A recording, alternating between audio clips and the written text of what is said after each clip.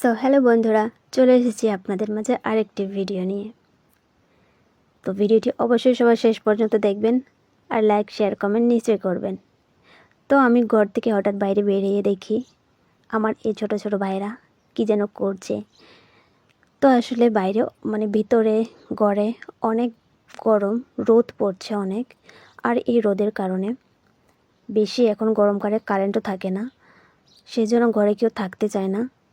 আর গ্রামের সবাই খোলামেলা জায়গায় বেশি পছন্দ করে, আর সেই জন্য এই মানে এটা হচ্ছে আমাদের খোলা। আর এই খোলার মধ্যে মানে সাইডে গাছ আছে, আর এই গাছের নিচেই এরা এখন টং বানাবে বসার জন্য।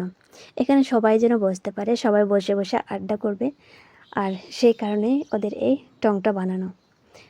টংটা বানানোর জন্য ওরা গাছ কাটে আনছে, ইউক্যালিপটাসের গাছ, আর এই যে ডুম করে রাখছে ওটা পিলারের কাজ করবে, পিলার বানাবে এটা দিয়ে, মানে খুঁটি, সরি পিলার না খুঁটি। আর এই শাবল দিয়ে গর্ত করতেছে, এখানে ওরা খুঁটি গাড়ে মানে টংটা বানাবে। আর এখানে বানানোর ওদের উদ্দেশ্যটা হচ্ছে, এখানে অনেক বড় একটা কদমের গাছ, রোদ আসবে না, বাতাসটা বেশি পাওয়া যাবে, আর মানে একটু বড় করেই বানাবে। ওদের কথা যে একটু বড় করে বানাই যাতে সবাই বসতে পারে, শুধু বসার জন্য না, ওরা যেন শুয়ে শুয়ে এখানে থাকতে পারে, বাতাস খেতে পারে, সেই জন্য এই টংটা বানাচ্ছে। তো আমি ওদেরকে জিজ্ঞেস করলাম, আচ্ছা এটা যে বানাচ্ছিস তাহলে তোরা এই গাছটা মানে পেলি কোথায়? তো ওরা বললো এরা নাকি চুরি করে আনছে বাগান থেকে। আসলে কি বলবো এদেরকে, ভাগ্যিস ধরা খায়নি কারো হাতে, না হলে আজকে এদের মারটা ভালোই পড়তো।